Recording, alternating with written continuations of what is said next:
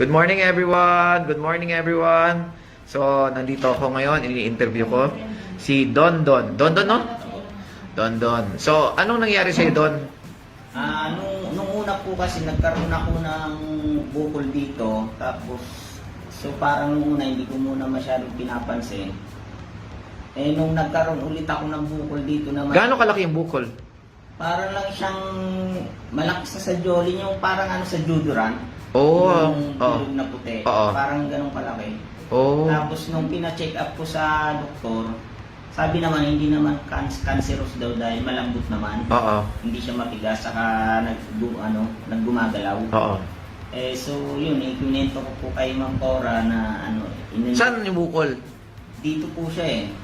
Dito. Tapos, Nasundan siya ng isa pa dito. Kaya masakit? Hindi naman. Hindi siya masakit eh. Kasi nalalaro po siya. Oh, tapos? So, nung sinabi ko sa kanila, kay Ma'am Cora, kay Sir Blue, in-endorse po nila yung ano, sa Miliwil. Oh. So, ang inom po noon na minano sa akin, limang capsule bawat inom. Okay. Umaga, tanghali, gabi. So, 555. 5 tali 15 po. Sa Oh, isang 15, no? Hindi ka natakot na baka ma-overdose ka? Hindi Ganyan? naman po, kasi inisip ko parang ano naman siya eh, herbal eh. Okay, sige. So, nung ano, tapos sinasamahan ko po ng hot compress. Oo. Yun din po kasi sabi ni Ma'am Cora. Oo. So, tuwing bago ko matulog, hot compress ko. Oo. Parang linalaro-laro ko siya. Oo. So, tapos nung siguro mga nakatatlong box ako, 3 box. nag-ano na siya, lumit na. Oh. So, nag-reduce na rin nung tablet na bali tatlo na lang bawat Wow. inom. Okay. Bali, so yun, hanggang sa nung naka-4 pang 5 box na ako, halos wala na. Oh. Wala na Yung bukol. Yung bukol parehas. Wow. Sabay lang din siya nawala eh. Ah.